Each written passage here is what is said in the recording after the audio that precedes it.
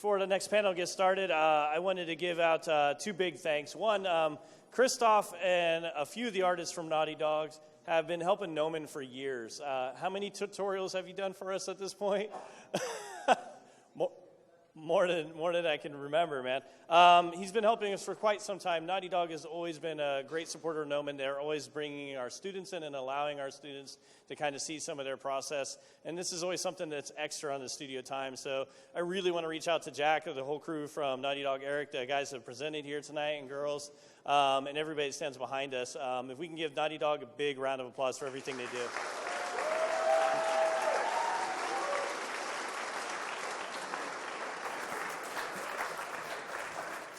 I also really rely heavily whenever we put together these events in reaching out to the artists and having them be the in-house kind of leader. And Christophe was paramount in putting this whole event together, getting all the guys together from Naughty Dog and getting organized. So again, big thanks, Christophe. I'm going to turn it over and let these guys get started. So again, if you're online and you're watching, check us out and send us some questions over at #Gnomon and we'll get this thing going. Let's go. Okay. Hi guys, my name is Christophe Desse. As you have probably realized by now, I'm French. I'm here tonight with Neilan and Andrew. We are technical artists at Naughty Dog. I will start with showing you some personal work first, and then we will move into the studio stuff later. Before I go further, I'm a kind of an oddity tonight. Most of my co-workers have learned that stuff at university, art school, or Gnomon, or VFS. I'm an autodidact. Basically, I never went to school for that stuff. I started back in '91 in France. My first computer to do 3D, they'll have like 4 megabytes of RAM or something like that. And before that, there was a question about what's better, to go to university, go to a school like Gnomon. I have an opinion about that, and maybe my opinion is not very popular. Based on my experience with school, I realized that a lot of people that are teaching in those so-called 3D school, they used to be good at what they were doing maybe 5 years ago before moving into teaching, and they are still teaching stuff that is 5-year-old. To answer your question more specifically, you guys are in LA. You have the chance to have access to a huge amount of resource to learn online. You have an amazing school around, Gnomon obviously. There are other schools that are good too. If you do your research, you should be able to find the school that suits you the best. What I like about Gnomon is the teachers are industry-related people. They are people that are working in the industry, that at the pulse of the technology, they know the current workflow, and they're not teaching stuff that was relevant 5 or 8 years ago. So, now, about personal work. Being an autodidact person, and being a little bit older, I started back in '91, I am constantly under the impression that I need to better myself. I am a technical artist, meaning I'm a kind of generalist. I believe into the motto, which is work hard, and when you are done working hard, work even harder. What does that mean for me? It means that when I go home after my day at the office, if I have some power left, then I will sit in front of my workstation and do personal stuff. Why? Because I need it. You have to realize when you work in production, I like to use the French word, which is artisan. I think in English it's craftsman. Basically, we are working on a project, but we are not the art director on the project. We are assisting the art director in his vision, and we try to put a lot of ourselves in that project. But somehow, if the art director wants something red, you don't come tomorrow and give you something blue. You give him maybe different shade of red, but at the end of the day, the product needs to be red. So that's why I go home and I start to do a lot of personal stuff. I'm also a technology junkie. I like to try a lot of software. I'm constantly jumping between render engine. I don't do rendering at work, not at all. No lighting, no rendering. I do a little bit of texture from time to time. I do some modeling, but I do other stuff. I will talk more in detail later with Neilan and Andrew. When I go home, I like to be a journalist. I work in Maya. Over the last few years, I did jump from render engine into render engine. My current render engine right now, my current stuff that I really like is to do GPU rendering. I take my render time down from, let's say now, down to 5 minutes. I will give you a couple of pictures and some comment on it. That type of stuff as an example, it's like being an artist. You know when they say, do what you like, you will never work a day in your life? It's almost true. Sometimes when we are working for the E3 demo, I'm like, I'm maybe I'm a little bit walking right now. But when I go home, I do stuff like that, which is kind of fun. I do them in ZBrush, in Maya. That funny stuff is that's actually a product. I did end up making a model kit out of that people can buy. You can Google my name, you will find a lot of stuff online. But it's allowed me to go to my wife and be like, look, I made this. That's why I stay late at night. She don't care, but anyway. So let's see if we have more there. That's another one. That's one as an example when, let me go back to the render engine or the GPU, right? If you guys do a little bit of rendering, you know that rendering an image like that in Mental Array will take a lot of time. That one was rendered in Octane for Maya, and I did render that in maybe 6-minute render time at most. There's no texturing work, it's all procedural. Let's continue. That's Mental Array I used to do some training material for Autodesk. Those are French little guy, actually. It's like, I'm French. It's expected. Anyway. I do, that type of stuff actually is quite funny.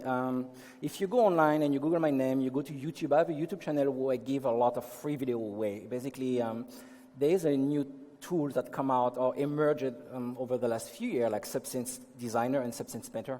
And somehow, as I did mention before, I like to jump on the new technology and be at the pulse of the industry. And I realized I need to jump into that software. And there was no training material online beside what Allegorithmic did put. And I decided to put some free stuff just to give back to the community. Remember, I started in 91. There was no internet. There was nothing. I remember watching some Gnomon video. I think they were actually at the time on VHS, because in Europe we have VHS. Maybe on DVD or VHS, I don't remember. But I would never have dreamed to be there today. Meaning what Alicia said before about working hard, she's right. If you want something, go for it. But don't go halfway. Go all the way in. You want it, go for it or don't do it. So, more of that rendered in Redshift. I think it's rendered in Redshift, actually. Same story. When I go, at work, I do kind of technical stuff, like destruction, cloth dynamic, rigging. And when I go home, I need to do something different. I really need it. If I don't do it, I go crazy. That's why I do stuff that is completely unrelated to what I do in my day-to-day at the office. That's actually an interesting one. That's a vehicle that I did for a Gnomon DVD that is come out 2 months ago. It's all about Substance Painter. Substance Painter is a new tool for texturing, and I did start to implement it more and more and more in my workflow, and I realized, again, there was not really much training tutorial out, and I decided to do something about it. So that is actually even more interesting. You guys know I work at Naughty Dog, meaning sometime I go home late and I want to do some 3D, but I don't have any object to render because I don't really have time to model. And again, I'm lazy. I like to have fun, but modeling is fun. But if I want to render something tonight, I have to model something for a week before I can come to the render stage. And what happened is having a social media wide open, I have a lot of contact with other artists, and sometimes they just send me the object and I render it for them. It's fun. They get a nice rendering. I get an object to render.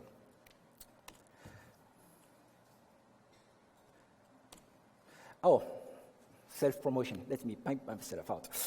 I have a Gumroad shop, and I give actually a lot of free stuff. I have some stuff for sale, but I have a lot of free stuff. Have a look. Could be interesting. That stuff is another type of model kit I'm doing. Basically, everything happens in ZBrush. I send them to a model kit company. We send them to Japan. It gets printed with a company called Onage. We send them back to America. Someone do the casting, and you guys can order them online if you're into that type of stuff.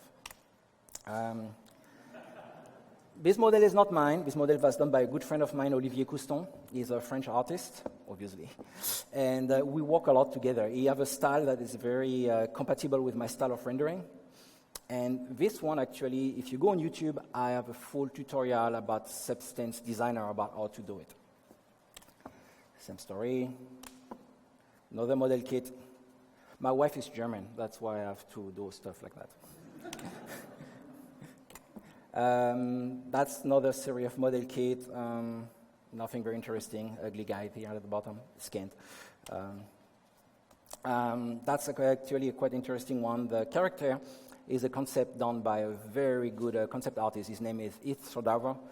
And if you guys check his webpage, you have amazing character design. More rendering. more stuff, stupid stuff, just for fun. That's one I've been done completely in ZBrush. Again, it's not my model on this one. And I did just a rendering. Actually, it's a fellow from Italian. It's Augusto Venturi. He's a great artist, actually, a very cool friend of mine. Same here. I did not do the model. I just grabbed the model. People send me their model. They're like, hey, can you do something? I'm like, yeah, sure, if I have time. And it's always fun. This one is by Samuel Compin. That one is all rendering done in Octane, actually. I'm constantly shifting. It's funny because I remember being like texturing in Mudbox. Because Mudbox was the best stuff around to do 3D texturing in Mari. But I don't use Mari. That's why I went into Mudbox. And then one day I realized, why go into Mudbox? It's Painter. Basically, I have no loyalty to any software company. I work closely with people from Algorithmic, right? Because I do a lot of stuff for free. But I always believe that I use the best tool to do the job. The day something better come out, that's what I will be using. Another one from Olivier. Another one from Olivier. Another one from Olivier. Another one from me. And at this point, it's all about my personal work. Now, let me show you the first couple of screenshots, and then Neilan will show you some video. That one is actually quite funny.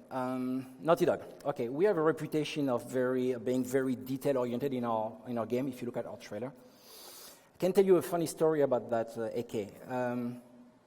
Basically, we are never done when we do our game, either for an environment artist or for a foreground artist, like we are technical artists. We are never done. We are done when the disk is burned, meaning that AK was done completely a week before.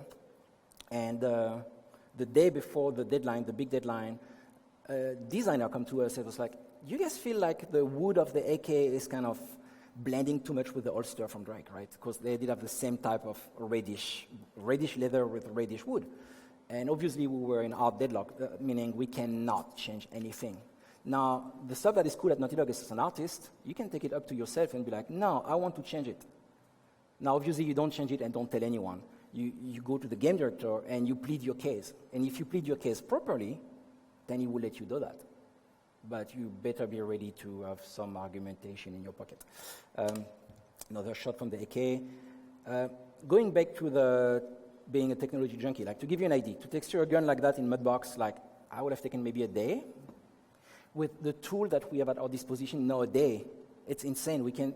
I did that gun here in like 2 hours at most. It's just because the tools are getting, like Aaron mentioned before, the tools are getting better and better and better. Does that mean that we work less and less and less? No, actually we work the same amount. We have more time to iterate and not be happy with it. Like, let's say I did the gun in a day, and when the designer comes and is like, can you change the color? I will be like, oh, I need a day again. No, I will not do it. Now, the tool allows us to change that and to go back and change everything as much as we need to. Let's go back. Here, it's a bike modeled by one of our coworkers named Brian Kinney. And it's also very interesting. Like, we kind of have a freedom of work. Like, I can model in Maya. Generally, I model my eye polygon in Maya, a little bit in ZBrush. It depends. Brian did the bike in ZBrush. Nobody come to him and be like, you need to do it in ZBrush, you need to do it in Maya, you need to do the bike. That's what's important. So that Jeep is quite interesting for me. I did not model it, I did not texture it. That's a fellow called Inkyo. He's a machine. He's a real machine. He's only like focusing on that. But I did the rig, meaning at work, I never really know what I will be working on tomorrow. Being a technical artist, I could be working on the gun, doing the texture. On the Jeep, my work was to do all the AVOC setup, the real-time dynamic, to set up the Jeep to properly react on the street, do the rigging with the joint, the antenna that sway in the wind. And we never know what we will be working on next. And that's something I like. The bike that he showed you from Brian in ZBrush is now in the texture. He did the texture in less than an afternoon, actually. It's the same story. We can work now faster and faster and faster with the tool we have at our disposition. Same story with the shotgun. We were not happy with the look, and we just changed it. It's just like you can always go back and change stuff like we would never have done before because it would have taken too much time. Now, about my work at Naughty Dog. I work at Naughty Dog, I don't know if I did mention it. I'm at Naughty Dog for the last 9 years. I started in 2006, which in the game industry is insane amount of time to stay at one company. I'm still there. I still like it. It's amazing. I did work on Uncharted 1 as an environment artist, Uncharted 2 as an environment artist, Uncharted 3 as a technical artist, The Last of Us as a technical artist, and Uncharted 4, also a technical artist. At this point, I think I will pass over to Andrew. Oh, last one. I would like to come back about the gentleman that did ask something about the age. Okay, I will give you an example. We are a small team. We are, for the foreground team, what we call the foreground team, technical artist team is roughly the same. We are 8 people in that team. In that team, we have 2 ladies. I will not mention their age because this is not really polite. But let's say that those ladies have been in the industry for a very, very, very long time. I'm not kidding, like a long time. And they are pulling, actually one of those ladies did work on the Odyssey game. They are pulling their weight, even if they are older, they are pulling their weight like everyone else. Meaning I don't think it's an age-related issue, I think it's a patient-related issue. If those people still have the patience to go to work and do kick-ass game every day. And as Aaron mentioned, I think it's really a patient stuff. Do you like what you do? It will work. If you don't like what you do, then why even try? So, yours.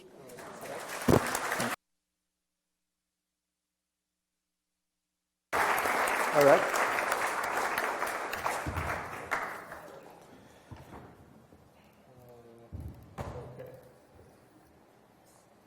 Hey guys, my name's Andrew Maximov. I also work at Neilan with these fine gentlemen. I am what Christophe refers to as a communist, because I come from a nice little country in the middle of Europe called Belarus. Maximov. Yeah. He also pretends to know Russian, but he actually doesn't. But anyway, yeah, so I wanted to alter my introduction a little bit after what Anna was talking about when she said, like, hey, so I was 18, I was doing college here and then doing something else, and like, how do you know what you want to do when you're that young? And I guess I wanted, in my introduction, to actually shift it up a little, because I'm pretty sure that when I was 4, I knew that the only thing I ever wanted to do was video games. Now, there were a lot of people and circumstances that sort of, in a good way, but try to dissuade you from that. And I guess a lot of that goes out to the parents of the high school people, if there are any left out here. But basically, I'm a pretty strong non-believer in talent being important. I do not want to start an argument of whether it is a thing. It's just that I've seen too many talented people fail, and I've seen people who do not even show promise at first to do amazing things. And I think all of that at the end of the day boils down to your tenacity and your perseverance, which initially stems from your passion for something.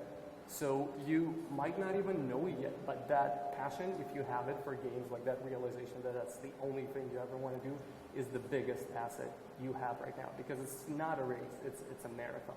And when everybody's gonna, just flake out and go do something else, you're gonna be there and you're gonna keep going, and you're gonna eventually reach your dreams and your potential, because no things that are really worth doing are easy. They're all hard. And the only thing that's gonna keep you doing it is your passion.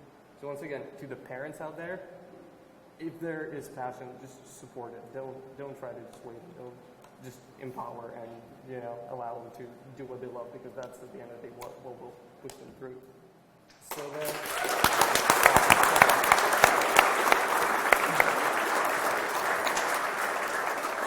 thank you.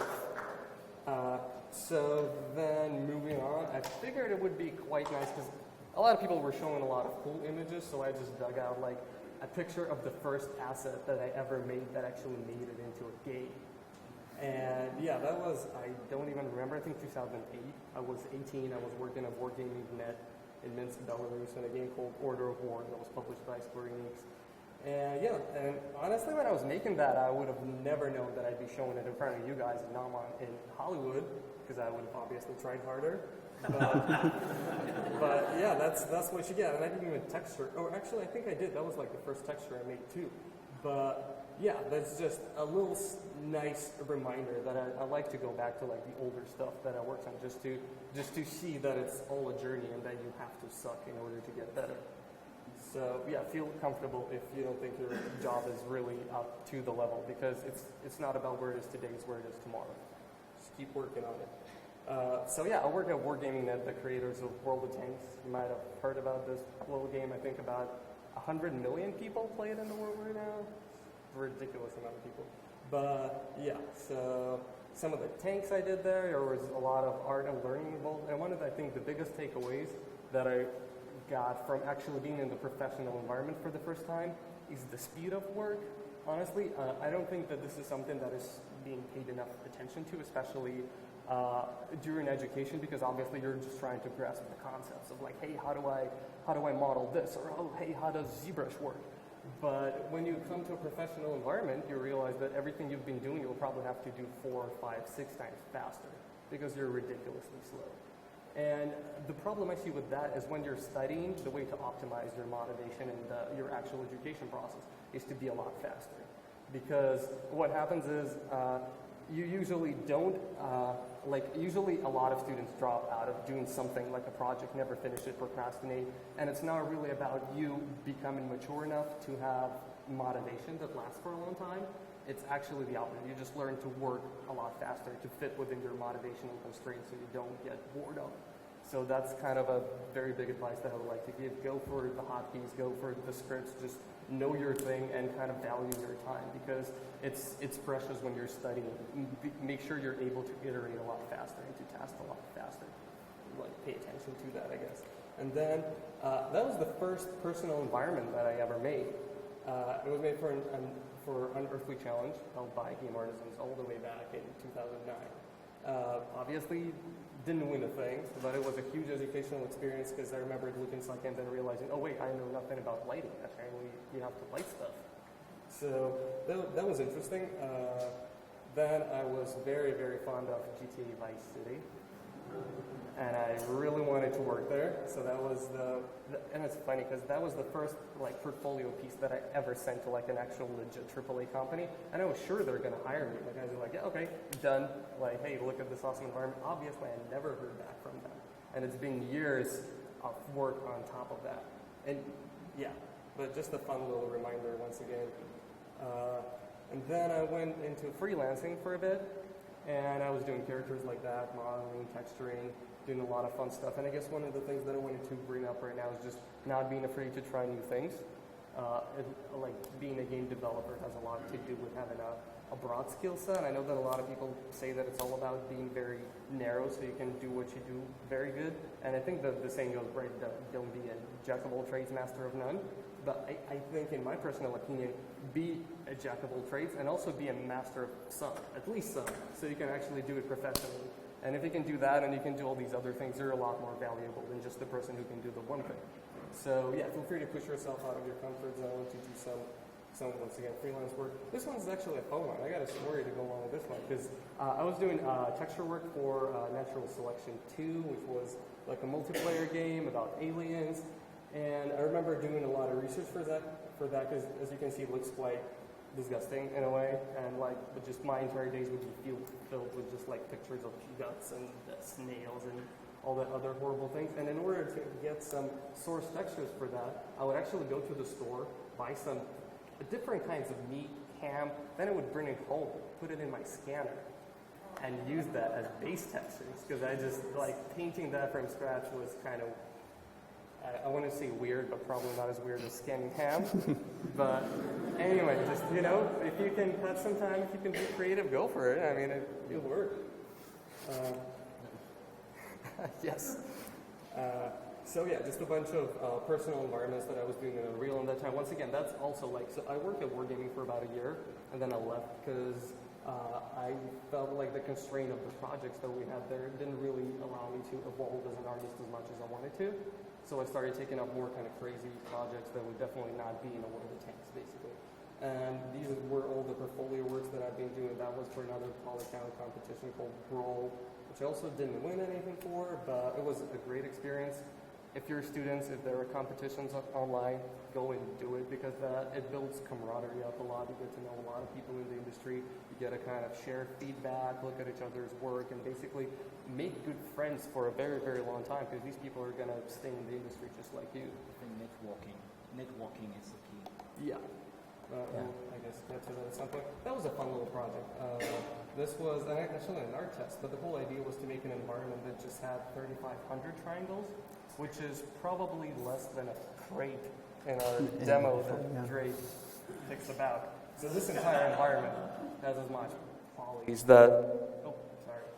And there, I think there was a video there somewhere. And yeah, basically it's like 3,498 polygons for the entire scene. And thanks. And then I could not resist from doing something stupid with it. So there's like a dude walking by. He sees a button that says "Do not press." Okay, I'm gonna leave it up to. And that was an art test, and I was trying to show off my professional side, I guess.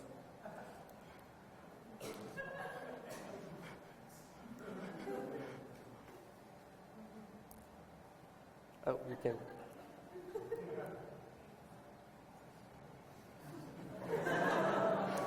He's Russian. Kaboom! Exactly. Yeah, but it was fun. Actually, landed me on like front page of Polycount, which was kind of nice. But yeah, and one of the things I guess that I probably do a lot is try not to be too serious at work, because you can't take yourself too seriously, because at that point I don't think you're gonna improve as much, because you're gonna have a hard time being critical about yourself. So always I guess make fun of yourself. This was a cool project actually. So this was a huge environment that you can find a video of on my website, like a full video. It's 7 minutes long, and it has a lot of changing environments. And this is a shorter cut that's like 2 minutes.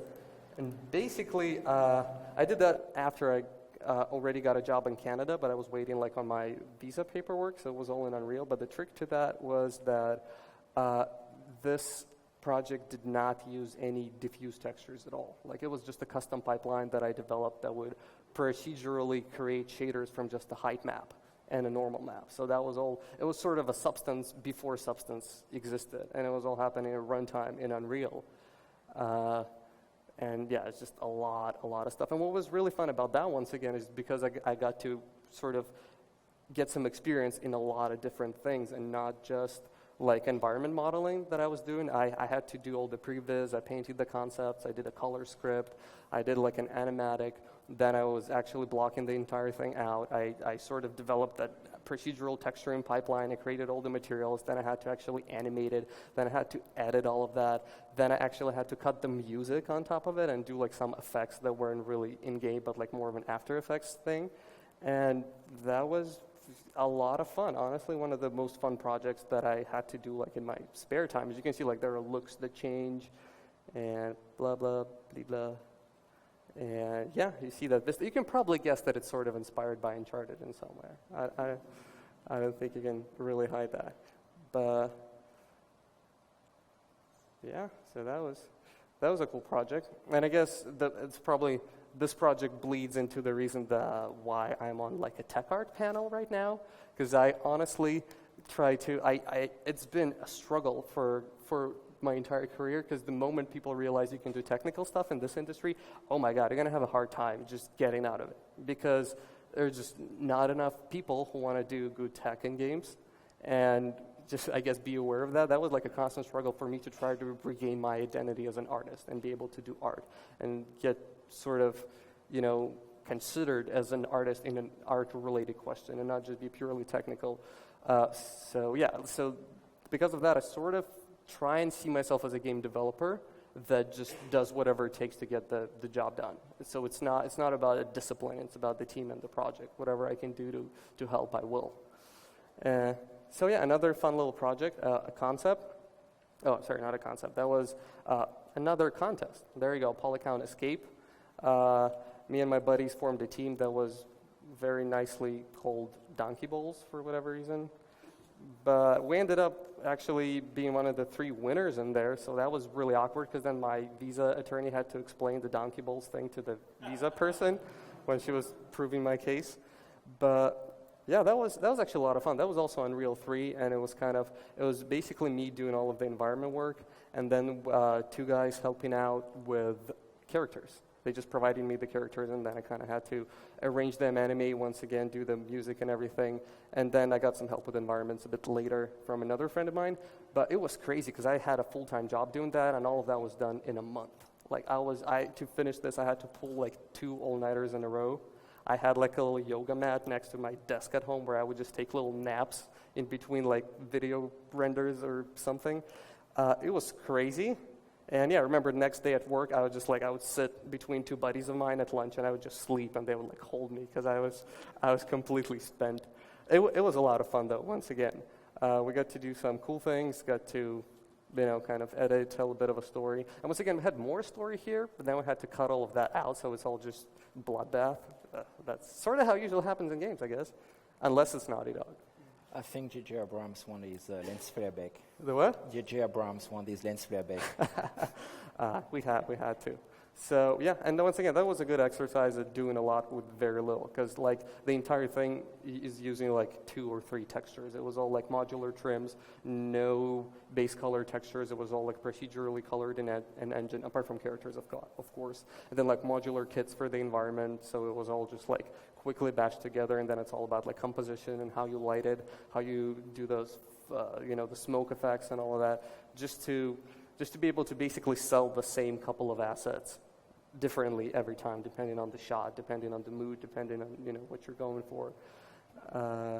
And yeah, that's been fun. Yeah, I'll let you guys see the end. It's kind of depressing, but yeah. Although not as depressing when you see the titles, because it's Team Donkey Balls.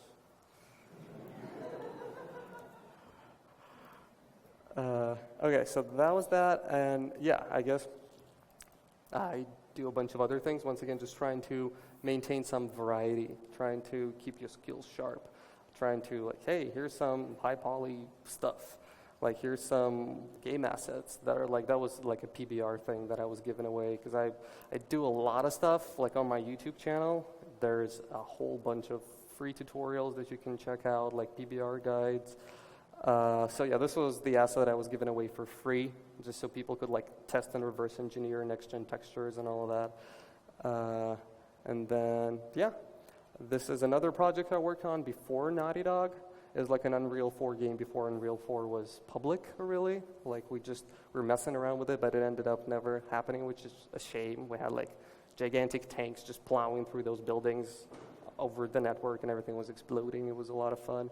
And then, yeah, I ended up at Naughty Dog. But then this is the part where it was just like 2D stuff.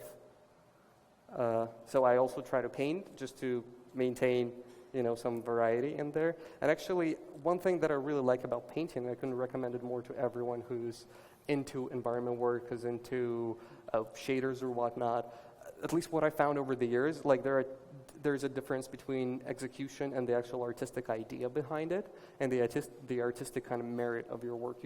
A lot of the time boils down to your color choices, your composition choices, your kind of detail choices, your lighting. And if you can prototype that faster, if you can iterate on that faster, you have a way, way better time kind of making sure that the next week or two that you're going to put into modeling that is actually going to pay off. So if you can get some skill at like concepting your ideas, trying them out, definitely do, because it's a huge, huge help. Yeah, some more 2D stuff and some more 2D stuff. That's about it for my section. And what's ironic is I probably do nothing like that at Naughty Dog. Like, my work is totally different these days. But yeah, there we go. Neilan's up next.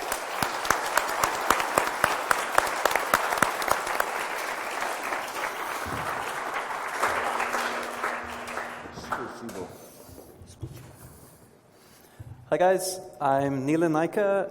I'm a dynamics artist at Naughty Dog. That's a title that doesn't really exist anywhere else as far as I know. Like, it's kind of like a technical artist. I do a lot of the same stuff. I work with Christophe pretty closely. But specifically what I came on board at Naughty Dog to do was physicsy simulation type stuff.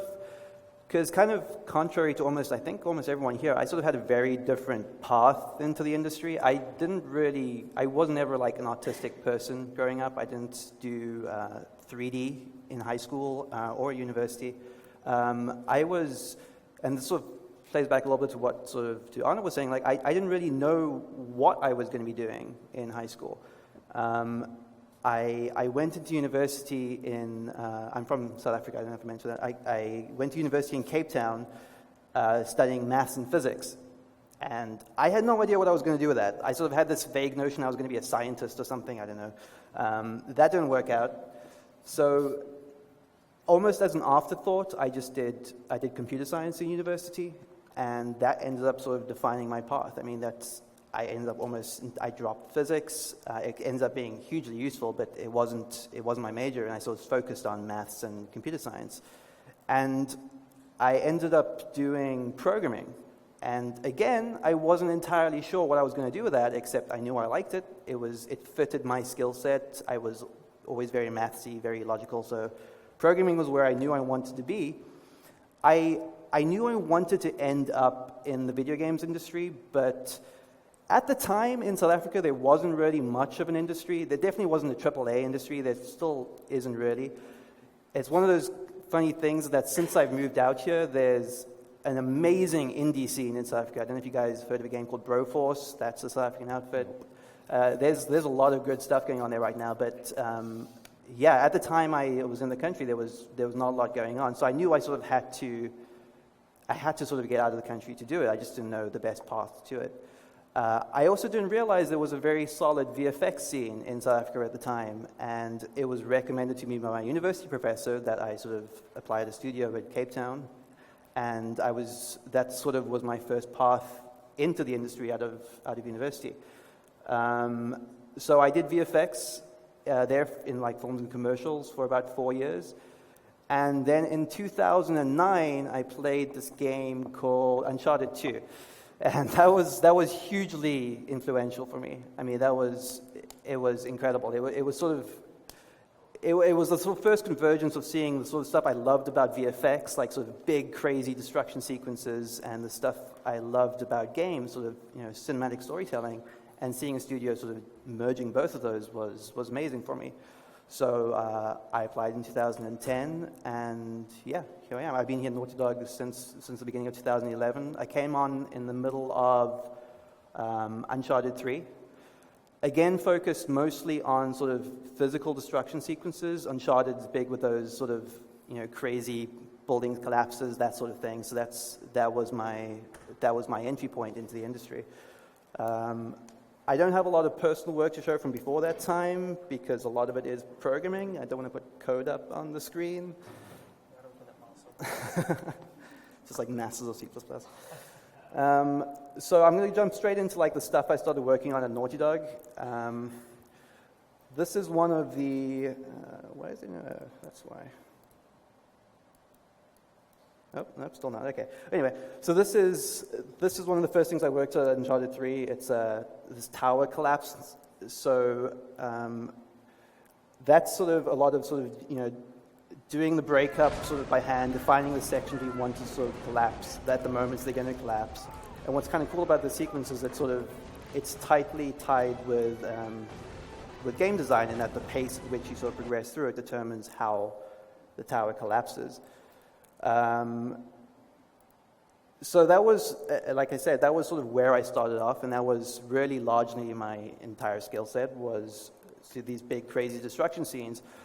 So when The Last of Us came around, there's not a lot of big, crazy destruction scenes in The Last of Us.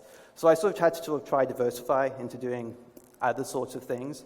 And for the first time, my programming background sort of became super paramount because I could start looking into scripting and sort of doing more interesting projects. When I was doing VFX, I sort of came up learning Houdini, which is effects software, and it's not something that gets super widely used in the games industry, but Naughty Dog was at the time was one of the few studios using it, which is sort of how I sort of got in. So this is one of the sequences I worked on in The Last of Us, which is it's a small sort of short sequence, but it was interesting to work on because it's a combination of that sort of VFX particle type system, sort of swarm type behavior, sort of coupled with animation. So the way it works is it's a bunch of sort of these animated sequences that are sort of simulated, and then we sort of combine them in sort of interesting ways to create this rat swarm. So that was pretty fun to work on, and that was kind of a cool moment for me because it was me starting to realize that I could sort of reapply some of the things I had used previously, because, for example, like scripting and some of my VFX background and my Houdini work, and bringing that into other parts of the game, other than just destruction sequences. I also sort of started branching out into cloth simulation. So this is just one of the early things I did. This one was a pretty interesting, kind of time-consuming to do because there's character interaction and background interaction. And one of the things I was super proud to be able to do were the title sequence of The Last of Us. And it's a very simple thing, but it's the first thing you see when you load up The Last of Us, and that was a huge thing for me. So yeah.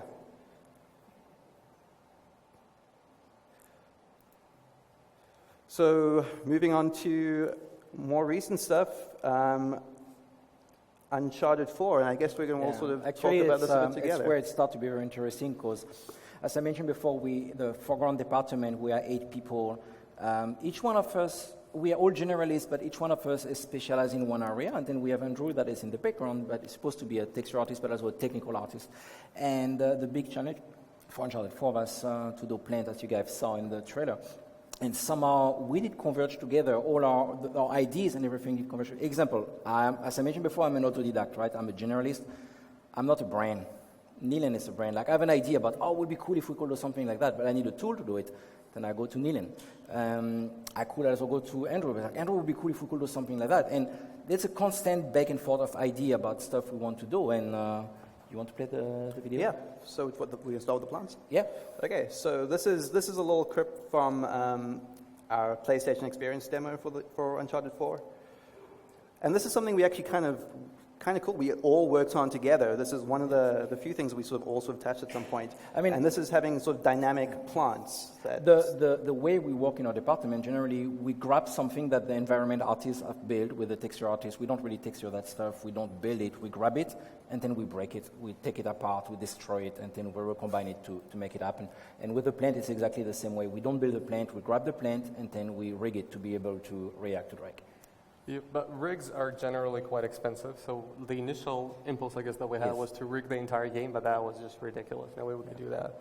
So that's basically where I came in and wrote a shader foliage animation system that we're using pretty much everywhere apart from the cover foliage that we have.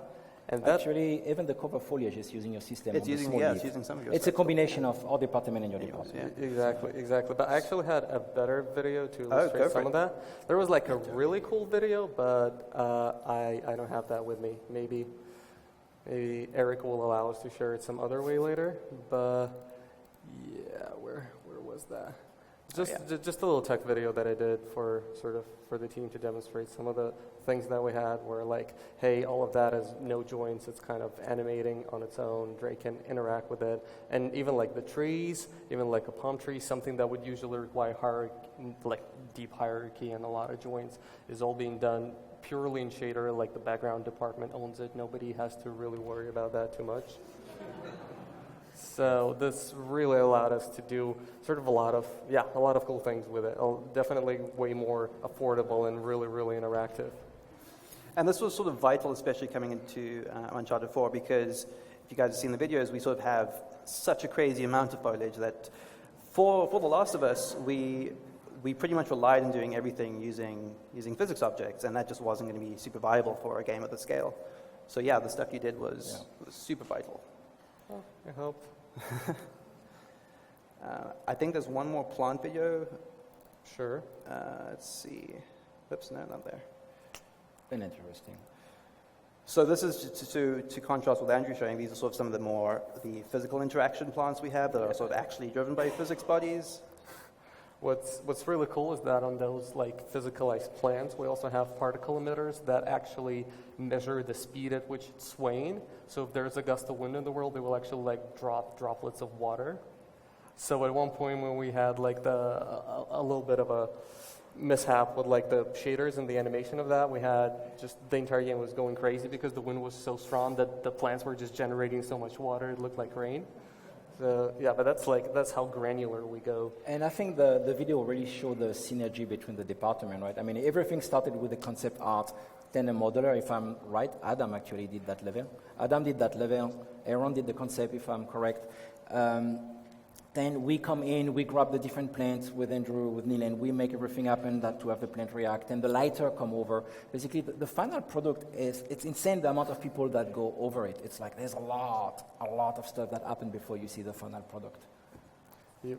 And I know a lot of people tend to have like concern over ownership, which in different studios, but I don't think that's the case that much at Naughty Dog. No, working at Naughty Dog for 9 years, I did learn or discover something that is very specific to Naughty Dog as a studio.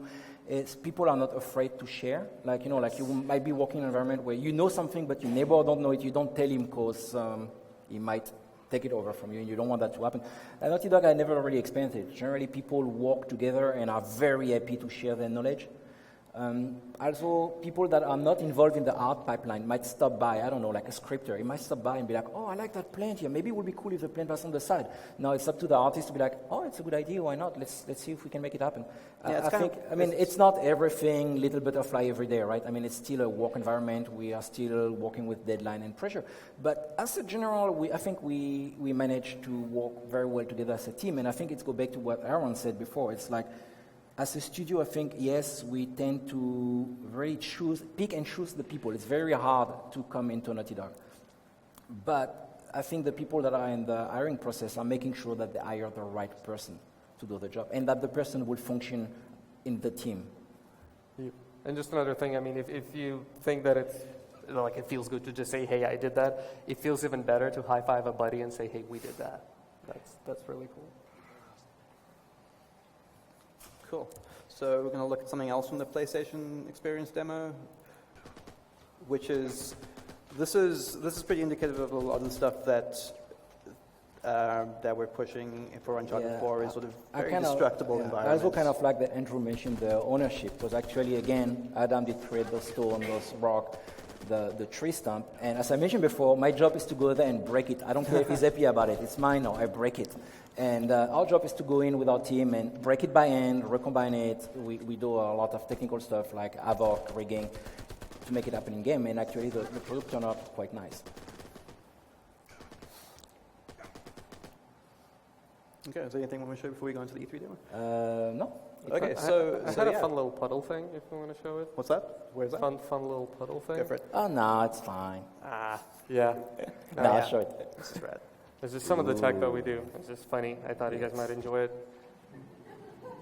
And again, this is the thing that Andrew's great at, is sort of finding ways for us to do things without doing it the super complex, expensive way. Oh yeah, it's really one of I think the biggest strengths I have is being a bit thick, because I honestly couldn't do the proper smart way of doing things. So sort of it's way more efficient though. I mean, exactly. Yeah. But honestly, I think it's funny because we discussed that at work sometimes, but not knowing that something is impossible or not doable or like not, because I'm very much a hack programmer. I've been doing art all along while I've been writing a lot of tools and tech along the way. It was never my primary focus. So not knowing the limitations of something actually allow you to just come up with something so stupid and primitive that it will actually work. And I think we are also very good at looking at what Andrew has done, be like, hey, Andrew, you know what? Your stuff is cool. Maybe we could use it for something else. Make it happen. Oh, tell me about it. Oh, my God. So basically the foliage tech that you see there is like eventually we're like, did that. But then like, hey, can we put it on a character? Like, let's animate hair that way. And then we did that. And then it's like, hey, can we put the character in a Jeep and make him go like 100 miles per hour and it would still work? And I'd just be like, oh, crap. I didn't think it through initially. I mean, even the vehicle damage is kind of coming from that tech. The vehicle damage is working pretty much like the grass deformation. There's like a lot of that, and then the chest hair is working exactly like the grass. So it's it's all in synergy. Yeah, I don't know if you guys have seen pictures of this, but Drake has animating chest hair that blows in the wind. It's amazing. I think there's a lot of stuff that happened behind the door, or that it's just a dynamic event. Like example, Yibing did show today a picture of Drake laying in the mud with a fly on his Forehead. And I remember the fly like it was yesterday, actually. It was very late in the stage, before deadline, and the art director was like, oh, it would be nice to have a fly. I'm like, oh, yeah, let's have the particle, guys. But the particle is like, no, I want a fly. I'm like, yeah, okay, a particle. He's like, no, I want a fly on his head, and I want the fly to crawl. And it's what I mentioned before. I come to work in the morning. I never know what I will be working on. The fly, I did model the fly, I did rig the fly. No, I did not rig it. Brian did rig the fly. Brian did that, yeah. And then the animator did animate it. But everything did happen in the span of a day, probably. Like a couple of hours to model the fly, some time to texture it. Actually, Charlotte did the texture, one of those ladies. She did stay late to do the texture, and then we gave the fly to the animator, and the next day the fly was crawling around on his head. When we could have just said, oh yeah, let's just make a particle, it's good enough. That's the level we are at lately. It's like we do really the best we can do. Sometimes we push ourselves a lot harder than we should, but the result is amazing. There's definitely like a culture of, it almost sounds bad, but I don't think we say no to good ideas ever, Yeah. which ends us in a lot of trouble. Yes. But it's definitely a lot of Sometimes fun. you are like, it's very late at night or early in the morning, depending on how you want to like, why did we say yes to that again? Because it's like 5 people on YouTube that are going to go, oh, that thing happened. Oh, That's actually, the next stuff we'll show you, it's actually something like that. Neilan was doing something, and I remember saying, like, Neilan, don't spend so much time, nobody will see it. Guess what? NeoGAF, first GIF after the presentation was like, look at what they have done. Or the Jeep, we have the antenna swaying. At some point we were like, do we really need that? Is that not too distracting? And actually it's something that people really enjoy. It's like, wow, the antenna is moving. And that's the way we walk. We just say, let's do it. Because you think it's crazy that, oh yeah, no one's ever going to see that. But people notice it, especially now, and like with the resolution being what it is, like people see that stuff, and it's super gratifying. I think there's also like a certain flair about Naughty Dog that just makes people go and like nitpick every little bit, just because I guess people know that we put so much detail in there that it's like a little scavenger hunt. Just what did they do this time? That's the same. There was a question about how much time we get to do something. It's also funny because again in our department we are 8 people. We have 1 lead. I don't really get a deadline. I know what the deadline is for the department when that stuff needs to be in game. I have a plate, and then every day something comes on my plate, and more and more and more. And it's up to me to decide what piece do I do first. Sometimes I know that piece being done will help me to do that piece even better. Sometimes I know the biggest piece needs to be done first because someone is waiting for it. But it's really like we are trusted to be self-sufficient in that point. Like if I need something to be able to work faster, then I will go to Andrew. And I don't go to his lead, I go straight up to him. If someone needs something from me, don't go to my lead, he comes straight up to me. It's like, hey, can you rig that for the animation team? And it's the way we work generally. And it's really great because it's not like mandated by anyone. It's like, if I need to work with every department, I do, and it's not like I have to go and ask permission, right? It's literally like, I think there isn't a department that I'm heavily working with on like tech and stuff. But again, it's not every day kitties and butterfly. I mean, it's a reality of working on a stressful project, but I think in a world, it's a great environment. Okay, I'm going to jump in and look at some of the stuff we did for our E3 demo. Yeah. Oh, shit. So this is the start of the marketplace. Before I go into this, this is eerily similar to to a picture that Adam showed. So this is the environment he modeled, and it's again like Christophe was saying, it's our joy. Yeah, Adam Lillo modeled. Adam is doing almost everything in his game. And it's like Christophe was saying, it's one of our joys to sort of take this and look at it and be like, how many ways can we break this up and completely wreck it? So we ended up with an apple.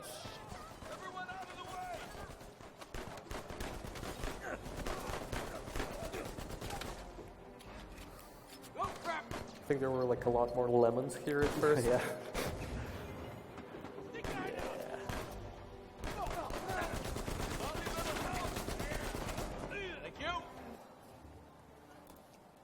And similarly, sort of again, just pushing the sort of number of sort of dynamic objects, making environments feel sort of interactive and alive, yeah.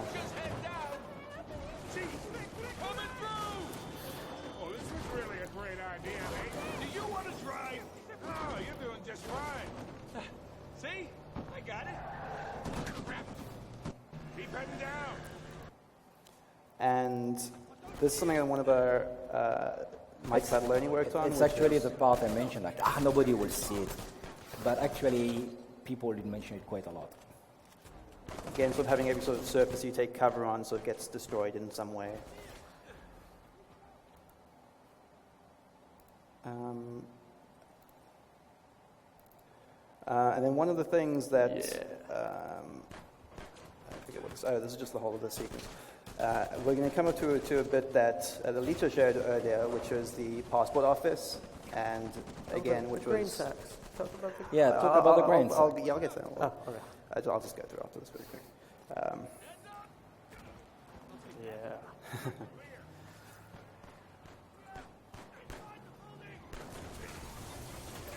Again, like how can we completely wreck all the beautiful work that one of the environment artists has done?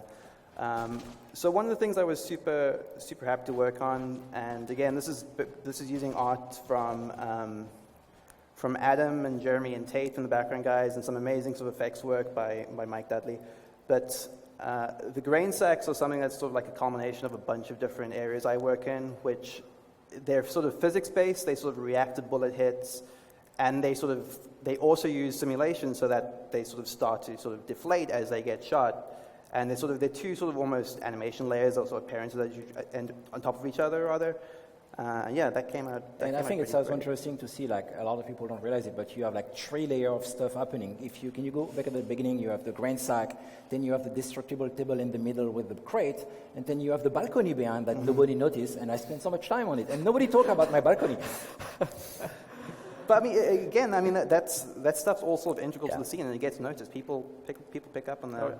It's also a great example of the collaboration, right? Because like you guys absolutely. get to do the actual motion on the grain sacks, but then like that little pile rising up, and that little stream is all the effects guys, and them having to figure out how to do a particle that enters and exits. All started with a concept art that went into a block mesh from a designer. It's not happening like that. It's a constant iteration, back and forth. And then just the final layer on top of that is when you hear this with the audio for the first time, it's mind-blowing sort of the work the sound guys do.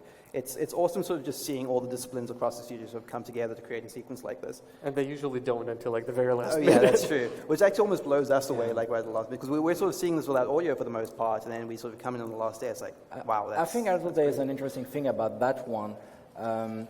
Those planks that got broken, if I remember correctly, the animator actually did not even talk to the game director about it. He just like, oh, let's try something.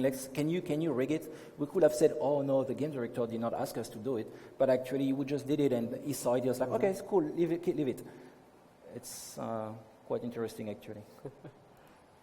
Yeah, a great structure. Like sometimes I'd just be working on stuff, like just talking about sort of taking initiative. Like I'd be working on stuff, and I guess Tegan being sort of the person in charge of what I do at the end of the day usually comes by like, hey, what you're working on? And I can just go, it's a surprise, I'll tell you when it's done. And he'll just be like, okay, that's cool, yeah. And it's that kind of environment where the initiative is encouraged and kind of. I mean, if you also look here, you even see that the globus is rotating. Oh, it's amazing. Neilan spent so much time on that one. The globus. Cool. More. One more, again, something else that was super great to work on, and this is, again, a collaboration between sort of Andrew's sort of wind system on these sort of, on the vertex shader on these things, on top of physics systems interacting with scripting stuff and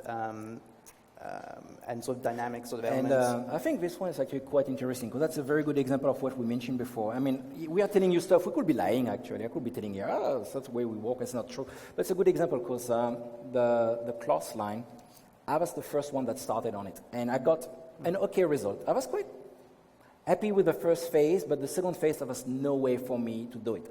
I could have done, like a lot of people will do somewhere else, will like, oh, it's good enough. But now, the next day I went to Neilan, I was like, hey, Neilan, you know what? I'm stuck. I don't manage to do it. It's supposed to work. It's not working the way I want. And Neilan took it over. The same with the scaffold. The scaffold, I did the first pass on it. The next day, my lead saw it. He did like it. He's like, oh, it's cool.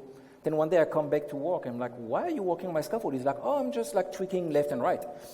No offense, next day the stuff did look even 3 times better. It did look good at first, but it looked 3 times better after this tweak. That's basically the way we try to work. It's more as a team altogether. Yeah. It's like we try not to sort of be too sort of attached too attached to things. Because I mean, even like the clothesline, for example, like even the final result, I mean, that was a collaboration between myself and Brian Kenny, which was on the actual sort of the way it looks. So. I think since our department is becoming more and more technical, we do less and less proper modeling and texturing. We tend to grab the car or grab the gun.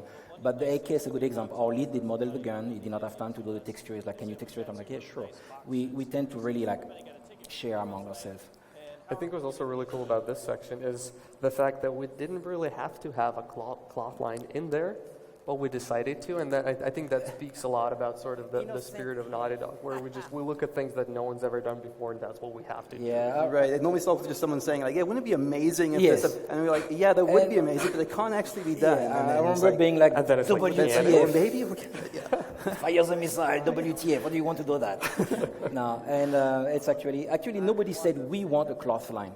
Nobody ever come and said, we want a cloth line, you have to stay late and give me a cloth line. No, actually, the world was like, hey, it would be kind of cool to have a cloth line, right? Now it's up to us to be like, let's do a cloth line or don't do a cloth line. Let's go back to the word crunch before. There was the word crunch, or like, yes, for E3 we did work a lot more than we used to. But the funny stuff, it's like, it's leaving to us.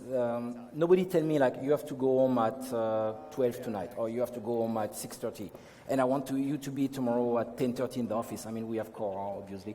But if tonight I'm staying a little bit later and tomorrow I come later, nobody will ever come to me and be like, why are you late today? And then as an artist, you also pride yourself in what you want to do. Like the cloth line. Around 7 o'clock, I got something decent. At 12 at night, I gave up because I was like, it's not exactly what I want. But I could have said at 8:30, oh, I go home, I don't manage to get it. But we always want to give the best we can do. And it's go back about what Andrew and myself mentioned before, and Neilan think the same. It's all about patience, right? If you enjoy what you're doing, it don't really feel like you are working. I mean, you are working still, but it's all about patience. It's like, that's what I do. I think the big thing with that is basically, as long as you don't, as long as you're enjoying the work. And it's interesting, it's going to be weird because I was about to compare crunch with PTSD, but there's just an interesting statistic that there's a way smaller percentage of people suffering from PTSD in cultures that are more supportive of like, I don't want to like justify war or talk about that in any of that context. But just the fact that whenever people know that that was done for the greater good, people tend to have PTSD less. Meaning like when you go to work and you know that you're doing something that's not going to be up to the level, or like it maybe throw away, which happens at other companies, unfortunately. Yeah. You tend to feel a lot worse during like crunch or like hardcore overtime. Okay, I think the reason for that is because we know as a whole, again, because the way we hire people, that everyone is putting his own weight, meaning your buddies is putting his weight. I mean, an example, I was at the end of Uncharted 3, and I was on the pre-production on Uncharted 4. I was in a pod with my podmate, which are 7 people, and I was not on their team, and I remember asking my leaders, like, hey, you know what, you guys are staying late, let me be on that project. It's just because we tend to become like a family. It sounds very weird, but like friend, like there's more than just co-worker, I think.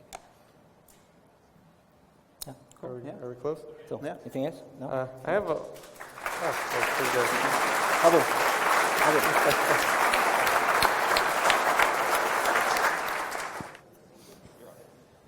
Hi, I'm Brian. This is a question for everyone. I kind of noticed in tonight's talk a recurring theme of collaboration, and not just collaboration with artists, but with coders, programmers, and game designers.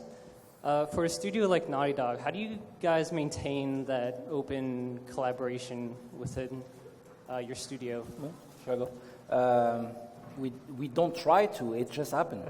Like, you know, people walk from desk to desk, like they go from one desk to the next. They might be walking by your pod, or at the end of a meeting, people talk to each other. I mean, people are not afraid to talk to each other. People don't feel like, oh, it's not my job to mention that. A lot of it is built on personal relationships, really. And the one thing that we do that I think is really cool, like when new people start and they have to go and find someone to help them like solve their problem, usually nobody would like lead them by the hand and be like, hey, this is the guy in programming you have to talk to. We just send him over there and just go, hey. just be like, yeah, just go in the cold water.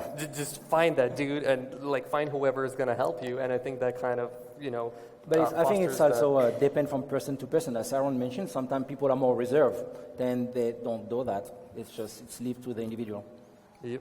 But it's a studio that encourages that sort of interaction, like just sort of, you know, if you want something done, go find the person that knows about that and just go right up to their desk and talk to them, yeah. And with programming, it usually involves a lot of bribery. Yeah. So my question is about the remastered versions of your games. I don't know if you guys like specifically work on them or not. The Last of Us remastered and the Uncharted one you're doing for the PlayStation 4 too. I just want to know more about the process. Like, what do you actually change, update? Not involved in that, sorry. Okay. No idea what you're talking Last of Us about. Remastered was almost entirely a... The Last of Us was completely done in-house, yes. Yeah, but but that was almost entirely there were a lot of asset upgrades there that sort of came from like the cinematics, but that was mostly a programming challenge, like sort of just getting the engine to work at all on the PS4. But for the most part, yeah, we're not super involved with that. As I'm walking over to the next question, one of the online questions that we have from several people is, as a visual effects artist working for AAA games or working at Naughty Dog, you guys obviously have experience at other studios as well. Today, what are you kind of looking for from a portfolio from artists? What specifics are there that kind of help push it over the edge? I mean, I think it's depend from department to department. I know that our department is currently hiring, and we have certain guidelines. We decided what we are looking for, and I can tell you right now, for technical artists that want to apply Naughty Dog, and if you guys have portfolio to send us, please do it. We will be looking at first at some art surface stuff like weapons, vehicle.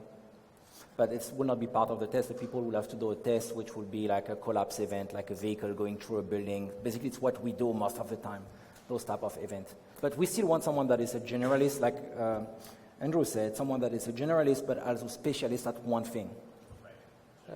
And I think one thing, just to piggyback on that really quick, I think we don't really stress too much the software aspect of it.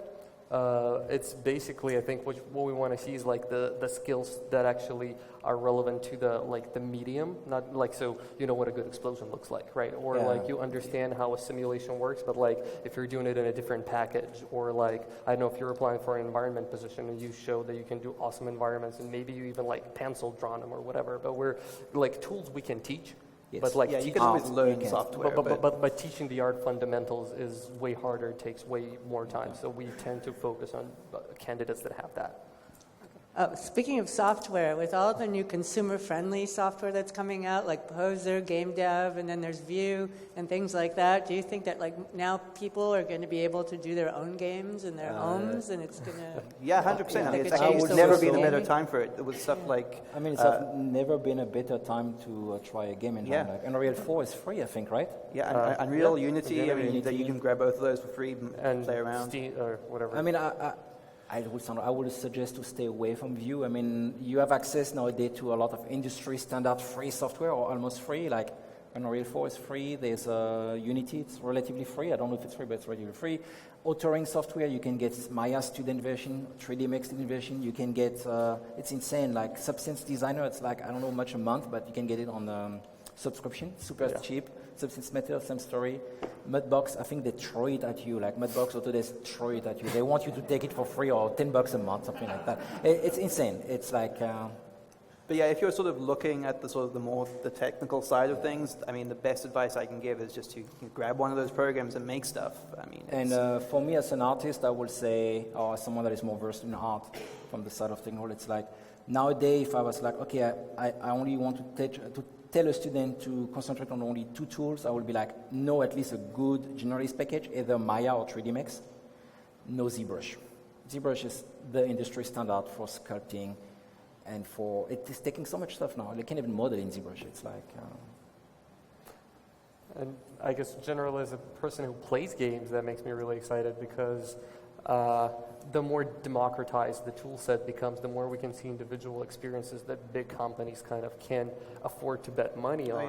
Yes. And that makes the entire industry a lot more exciting, because people can do personal projects with just one-man teams. yeah, some of the best stuff I've played over the last few years has been like one-man, two-man teams. They are not bound by the AAA restriction. Exactly. They can call the game Donkey Balls if they want. Perfect. That's that's mine.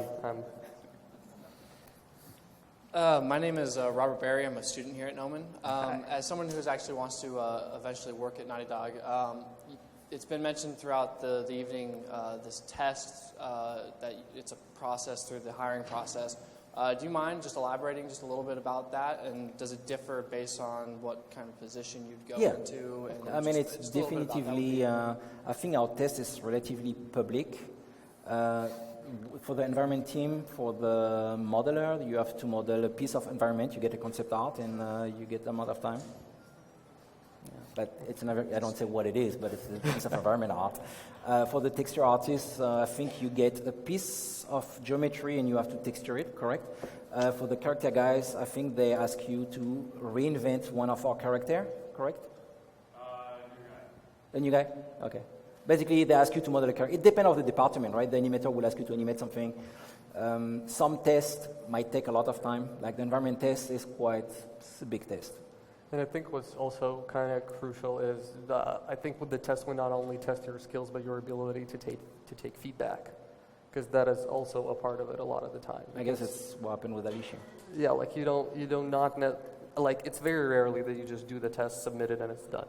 Like usually people are going to talk to you about where you feel you fell short, because that is a lot more important to us than your general skill, but like your self-criticism and ability to grow and adapt and take feedback. So we're definitely like including that in the whole process. Hi, my question is, when people apply to Naughty Dog, what are some things that you shouldn't do? Because a lot of people ask like, oh yeah, what should you do? For your portfolio. But what are some of the things that you shouldn't? So like. Well, you should be yourself, and then if you are not a good fit, then it's good. It's like I think the worst stuff you could do is not be yourself. Like what makes you cringe? Like when you look at it. So.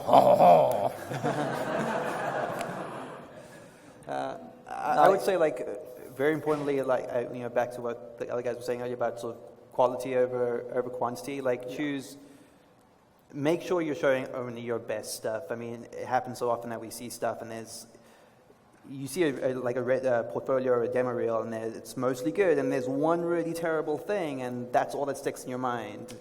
And make sure you're sort of refining yourself to only your best stuff. Your piece selection is not only just kind of the breadth of your work, but it also shows your artistic judgment. If you actually consider putting a bad piece in there, then maybe like, how can we rely on your judgment further on? Maybe you'll put a piece like that in the game, So like, you definitely want to trim the fat and leave only the best in there.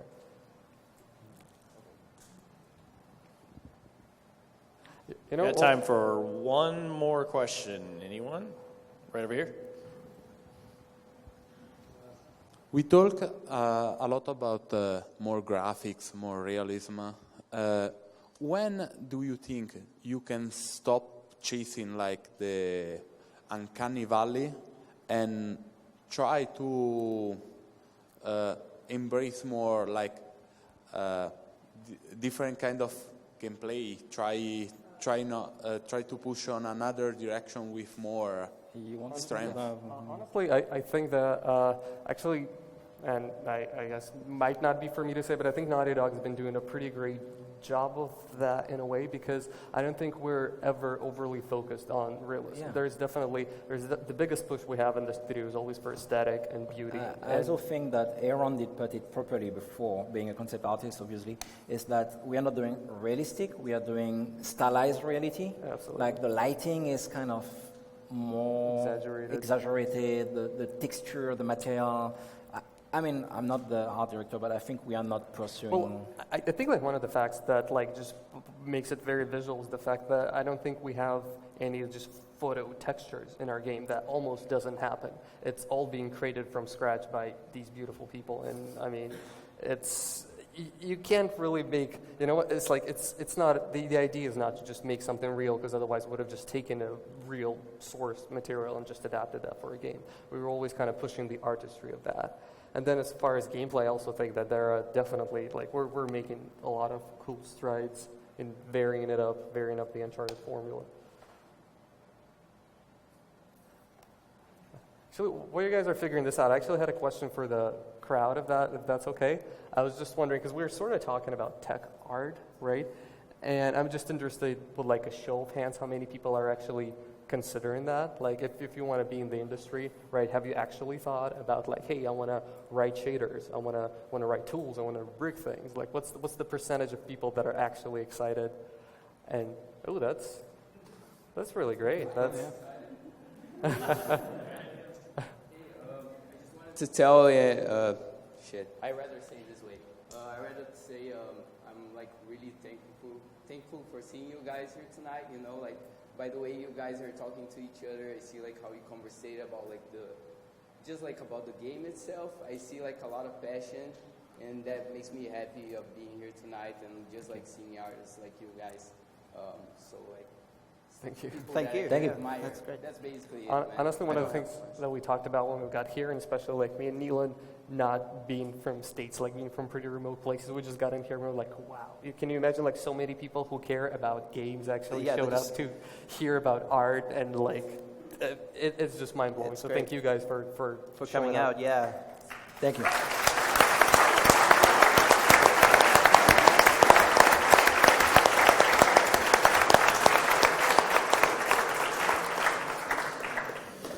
I think I'll close it with saying one of the things I've always loved about this industry, when I got into this industry, what really excited me is how much everybody was willing to help each other out without anything to gain from it.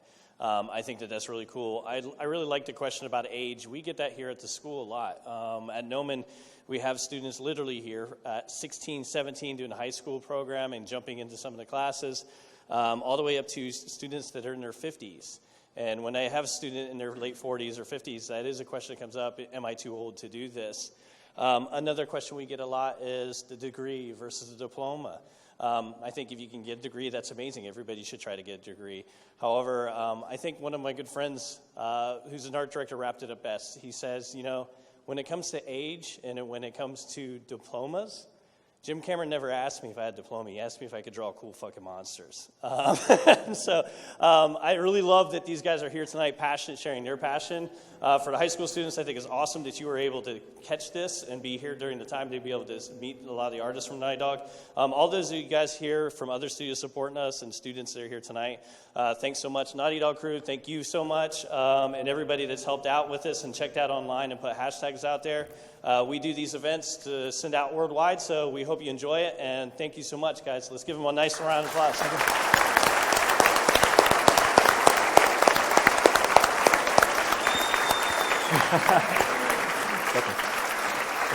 you.